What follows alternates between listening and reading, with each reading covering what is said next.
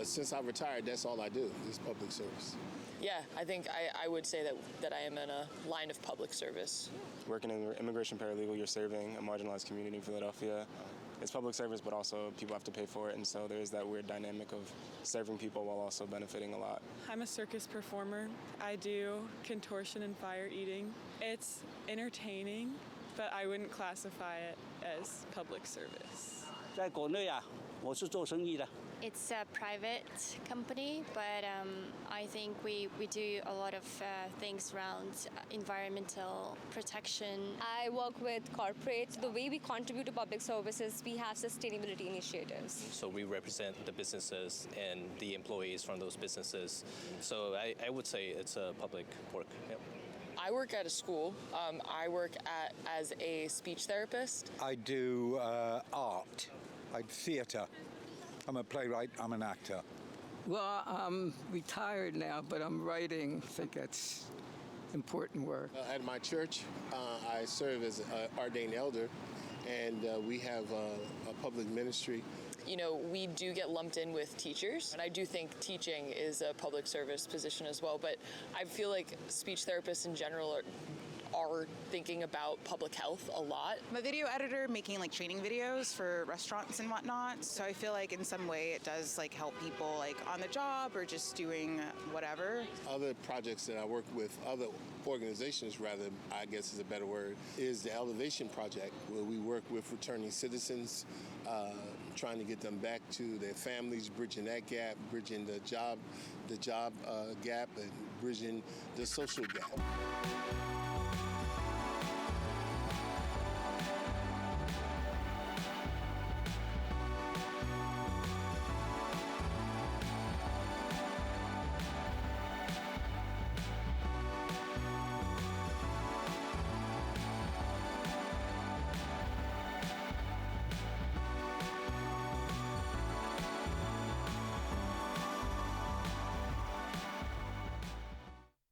In 2021, I moved to the Bridesburg neighborhood of Northeast Philadelphia, an area I became very familiar with during my teenage years.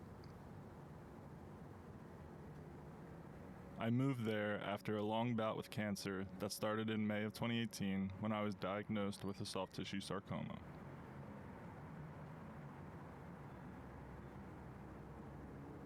I would spend the better part of that summer receiving daily doses of radiation. Only on business days, of course.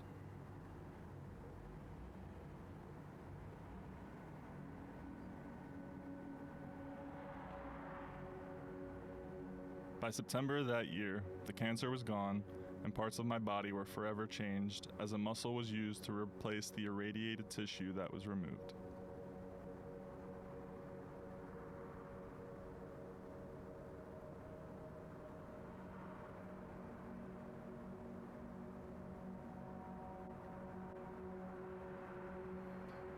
A couple years later, when I was finally able to start getting back on my feet, the pandemic pulled the carpet out from under all of us.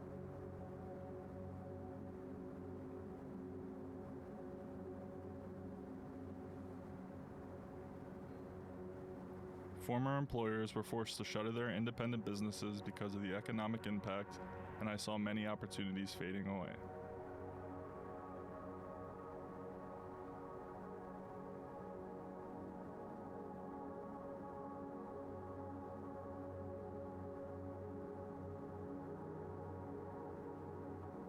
When the pandemic finally began to simmer down, I had no idea what I would do with myself, as I was still understanding the impact of the impairment that I was now facing.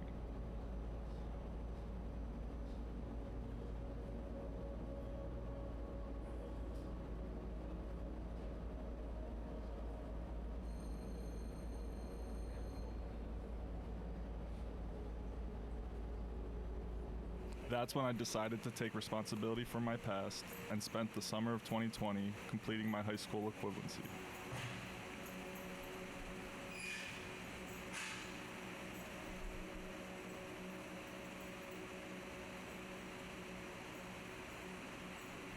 Once that was achieved, I started to see doors open for me that I never knew I could actually unlock.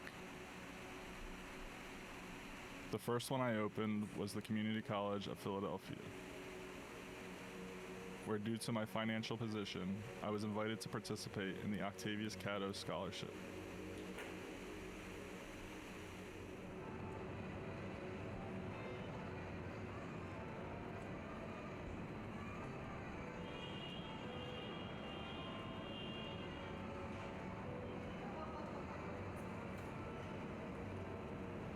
During this time, I would end up moving to Bridesburg and learn how to utilize the regional rail station.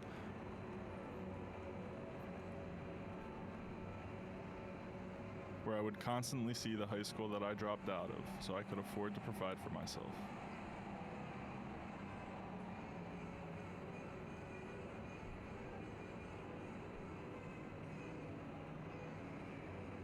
I would use the easy access to this station to commute to my new job as an assistant manager at a movie theater by City Hall. The job was supposed to be the beginning of something beautiful, but after a month there, I would receive a phone call from my younger brother telling me that our mom had passed away.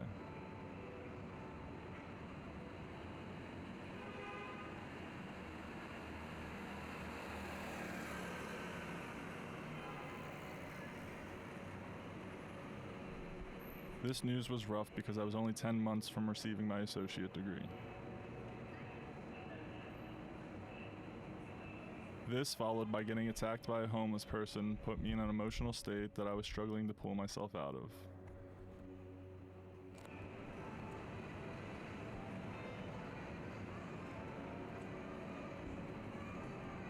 So after closing the theater one night, I started to walk aimlessly through Center City.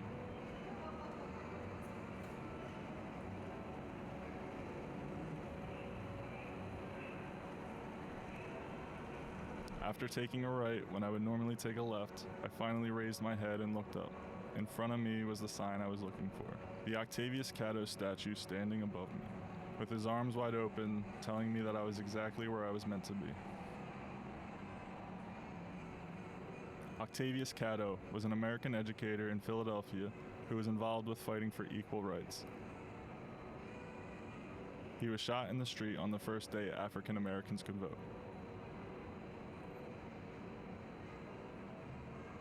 Through the Octavious Catto Scholarship and statue, the city of Philadelphia has helped revive a legacy and given Octavious Catto the ability to lead another generation. So now, when I don't know what to do with myself, I try to do something that would make Octavious Catto proud. One of the public services that I could see myself benefiting from, or just seeing Philly benefit from in general, I think is how people like walk around like the city and like pick up trash and whatnot. Public service work in Philadelphia that I benefit from would be food. There's a lot of them. I mean, at the art museum, right here at Independence Mall. 对老人的福利这我们是非常满意。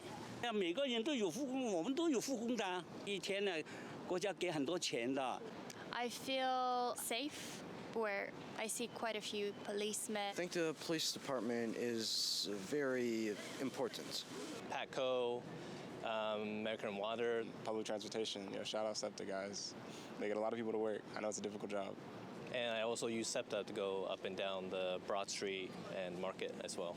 Yeah, I benefit from like the streets, the electricity. Yes, I benefit from works like the theatre in Clark Park. Food ministries throughout the city is very beneficial. This food stamp program has become, more rules have applied. So even though I'm disabled and I'm unable to work, so I have to rely on the food stamp program.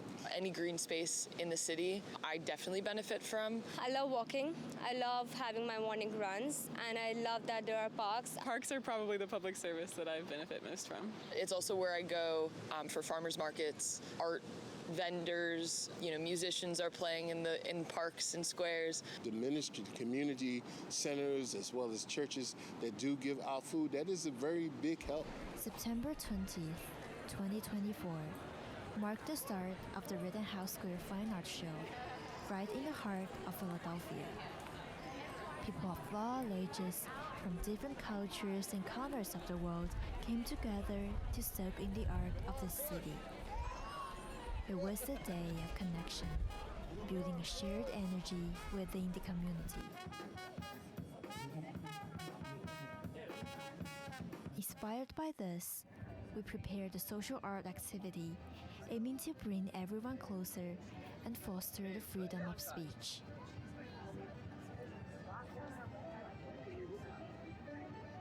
Hello. Do you want to join the collaborative art? Like everyone is part of the artist.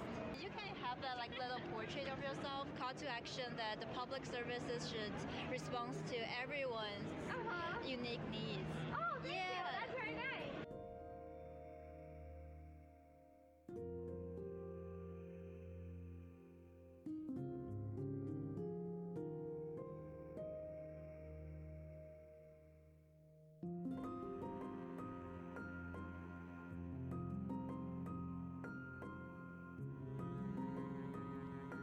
Through this collective art, we see how diverse our community is.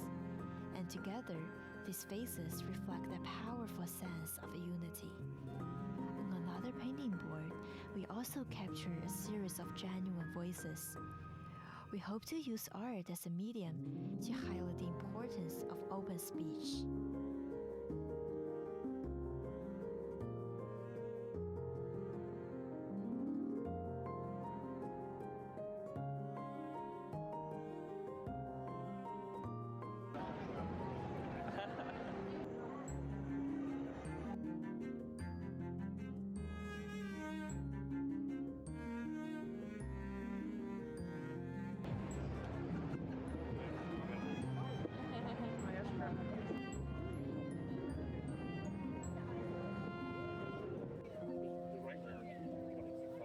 And this is one of the visions for the future public services, where everyone, regardless of background, age, or identity, can be seen and heard.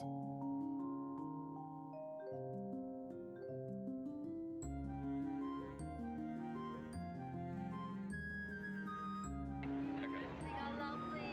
Thank you so much. Every opinion truly matters. I think depending on what the public service is, it can contribute greatly to how the community looks. Public service is the basics of civilization. I think it affects a lot of stuff. How things look, how things feel. 公园那么的大的地方，很多人来人往，特别是老人，他老是要上厕所的。哎呀，这真是很焦急啊！那其他的问题都不大了。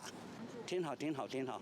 We can't get anywhere without each other. I think if we're not putting our work or some sort of our energy towards contributing to our community and identifying the issues that we can collectively work towards, then we're not going to go anywhere. So. Any space where people of diverse populations can come together and share a space, I mean, that creates what community is, right? The other day in the morning, I saw an old lady starting her own Chinese yoga practice, and a lot of people joined her.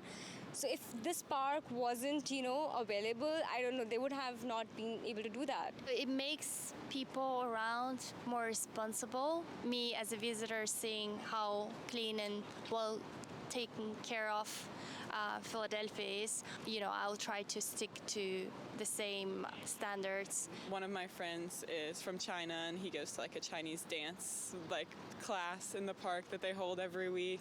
Pictures, art before we go down into the subway system, so that is kind of the culture, I guess. There's this lady who looked like she was passed out, and two people came over, they helped her. So I don't know, I guess it's stuff like that. And we can disagree, but we don't have to be disagreeable. That would eliminate from the world wars to community wars and neighbor warring and fights with our young people and so forth. If we just find that common denominator that bring us closer together. Where to, please? Philadelphia. Thank you. As in all other redevelopment projects, 1% of the cost of construction will be spent for works of art. Urban aesthetics have long influenced our plans for renewal. Philadelphia is one of the most painted cities in the world, earning its colloquial term as the mural capital of the world and the best city for street art from USA Today. President Franklin Roosevelt in 1935 lifted some of the spirits during the Great Depression and employed the Works Progress Administration. Over the 8 years it existed, schools and hospitals were built, roads were paved, and most notably, the arts were sponsored. American scenes were painted around parks and public buildings, equaling hundreds of new art installations across the greater Philadelphia area. Around 30 years later, community participation became essential, and instead of realism, the style came closer to resemble contemporary art.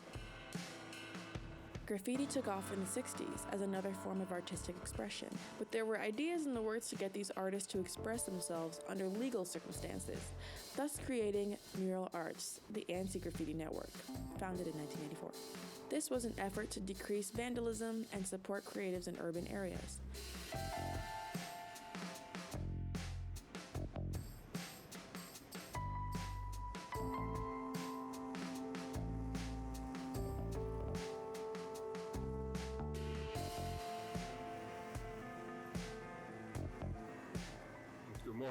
Morning, but I'm honored to be here today. Thank you, thank you, thank you. I'm so excited. I'm always excited, though. Jane Golden was appointed by Mayor Wilson Goode, and then was born the powerhouse of Mural Arts Philadelphia. It has become the nation's largest public art program and has created over 4,000 public artworks.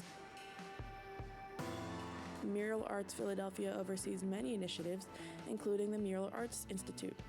This institute was an initiative of Mural Arts Philadelphia, established in 2017. This subsection of the company focused on socially conscious art. Mural Arts Philadelphia has successfully created positive dialogue in communities in which its beautiful and educational pieces are created. These include murals highlighting diversity, portraits, sports, and more. So why Philadelphia? Last stop before Philadelphia. To truly grasp the early stages of America, one must look to Philadelphia, a city deeply intertwined with independence and Black history that continues to influence society today. Over the past 40 years, the Philadelphia Mural Arts Program has honored Black historical figures and community leaders. In addition, they continue to highlight contemporary Black figures that are addressing ongoing civil rights and social justice issues that make a difference in our communities. An area bordered by Broad Street.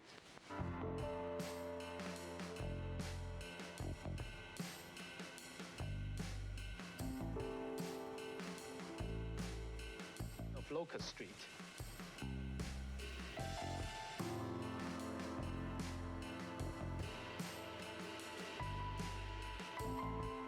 Mural Arts Philadelphia is a nonprofit organization. The company and artists are funded through grants, donations, the city, the Philadelphia Foundations, and other sources. Mural Arts Philadelphia is structured to use both public and private money, which, besides the arts, contributes to tourism, educational programs, restorative job training programs, and boosting of property values. Philly's vibrant culture and legacy continues to grow, honoring the past and empowering the voices of today.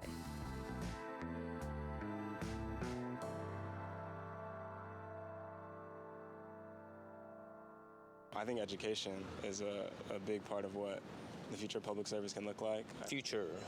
Being able to respond to the people's wants. For example, the Sixers Arena in Chinatown. We know what people do not want, so hopefully the public sector would listen to the people. Media is a great way to be a platform for people to get words out and in front of people that make decisions, right? I think safer roads. I do believe that community service and servitude period is going to be needed for us to go forward. We have to let people be the motivator. The future of public service should be that we will all do it. Like something as small as like volunteering for like different organizations. I'd like to get involved more in like volunteer programs. The future of public service can be hopeful as long as media doesn't take that away. It should be, in my opinion, be getting better as long as we're independently can be vocal about those things. The kids that I work with and the younger population that I know, even just my generation, we are very much concerned for people that are in need. I'm trying to help our brother, trying to help our sister, trying to help the common man. If public service is gonna get better in the future, it really involves communicating with your friends, with your family, and just educating them on what we can do. More interaction between people. I think it looks like more paved roads, more electricity in every house for people that can't afford it. It'll change with the times, but there's always going to be people that are willing to help out the public. So.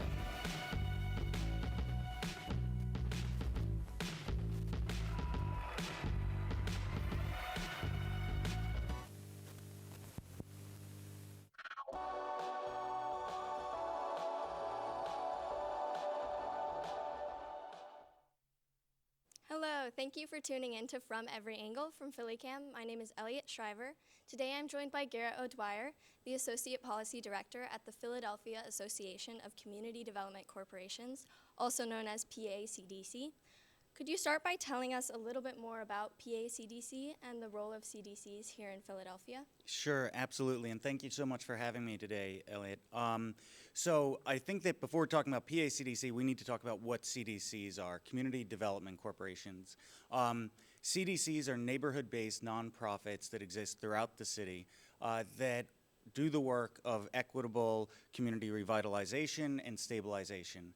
And so that means everything from developing affordable housing, some have developed market rate housing, both home ownership as well as rental, helping manage neighborhood commercial corridors and help small business owners thrive, taking care of vacant properties if that's a concern in their communities. Some have moved into more direct service provision. Some have opened up education centers. Some have even opened up healthcare centers. Not all CDCs do all of these things, but all CDCs do some of them. And so at PACDC, what we do is focus on supporting their work and the folks, the residents that they serve, primarily low and moderate income Philadelphians, vulnerable communities, and communities of color. We do that in two main kind of big basket areas. So the first is our policy and advocacy work. We work on a federal, state, and primarily local level with elected officials and administration officials, regulators, legislators, to make sure that the programs that our members use to serve their communities are well funded, that they work well. We're constantly taking the pulse of our membership and communities to be able to address resident needs and meet the moment as best we can. And you know, as I alluded to, part of our underlying philosophy is that we're not just there to serve our member CDCs, we're also there to serve the residents that that they are serving. So as part of our mission, we really see it as important to lift up these communities and these residents. And then a larger, the other larger basket of work that we do is around our member services. And so we provide services to help our member organizations do the best that they can to increase their capacity, as well as a community development leadership institute where we have trainings throughout the year. We bring in experts from around the region and around the country to speak on that full range of community stabilization and community revitalization activities. In fact, we actually have our conference coming up on Monday at Temple University, so we're excited for that. That's absolutely amazing. It's great knowing that these services are out there, that investment in the community is out there. Could you talk a bit could you speak a bit about how community development corporations and PACDC work within the governmental, private, and public sectors? I know you touched on it a bit. But. Yeah, sure. So I think I'd start with the public sector. So CDCs get funded by many different levels of government, but again, primarily local government in contracts to do work and provide services within their communities, and they are able to do it efficiently. They are able to do it effectively. They are trusted messengers to the community, and they are able to deploy resources and improve those neighborhoods. And so our local government really relies on our network of CDCs to do everything from providing affordable housing and doing housing counseling to doing community outreach, to cleaning up neighborhood commercial corridors as well as surrounding streets. So The public sector and CDC relationship is very close. On the private sector, we both work with philanthropy which fund the activities of CDCs, as well as anchor institutions. In both cases, they might have some underlying mission that they're trying to accomplish, and CDCs are on the ground doing that work to make that happen. And then on the private sector, we have a number of different local corporations and small businesses that join hands to try to do the work of community stabilization and revitalization. Mm-hmm. Wow. Again, that's amazing knowing that there's such a complicated, complex relationship between all of these different sectors to ensure that the community is getting what it needs. Mm-hmm. And more on that, how do CDCs work directly within the communities to ensure that they are doing the work that is needed and that is wanted by the communities? Sure. So like I said, I mean, the CDCs are based in the community. Yeah. They are often, their boards are comprised of a lot of community members. They're constantly taking the pulse of what residents want and need, and then developing their programming around meeting those needs. And many develop community plans with strong resident input processes that will guide their work over the course of years, as opposed to kind of every year figuring out what they're going to do. And then for, say, government contracts that they have, there are metrics associated with them to track the work that they're doing. And we've also seen that reflected in academic studies as well that show the impact of these kind of investments in Philadelphia, in not just in communities generally, but in Philadelphia communities. We've had a lot of research done. Mm-hmm. Yeah, that's great. That's really great. Could you speak a bit on a specific example? I know there are a lot of work that a Philadelphia CDC has done in a neighborhood here.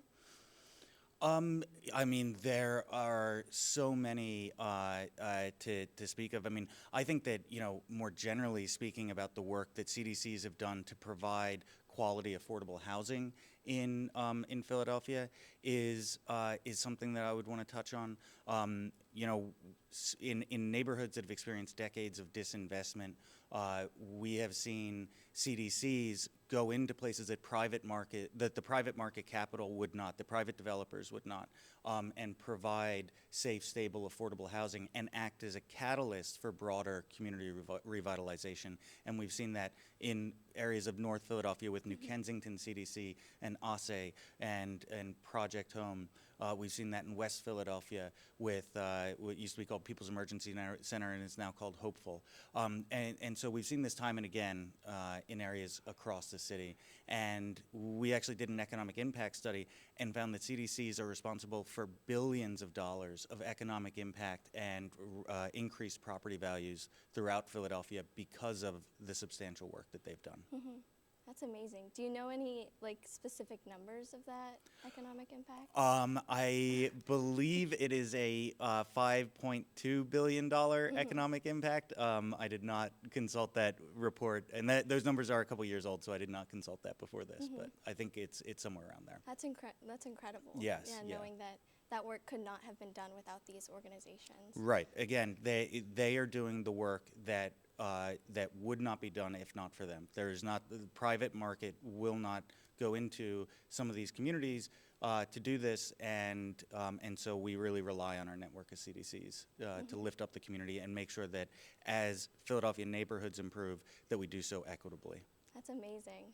I believe that's all the time we have for today, but thank you so much for joining us and speaking on this subject from your experience, from your within such a large organization. It's really incredible to hear. It was great to be here. Thank you for giving up your time out of your day for that. Great to be here. Thank you so much. Yeah, and thank you all for tuning in to From Every Angle from PhillyCAM. Until next time.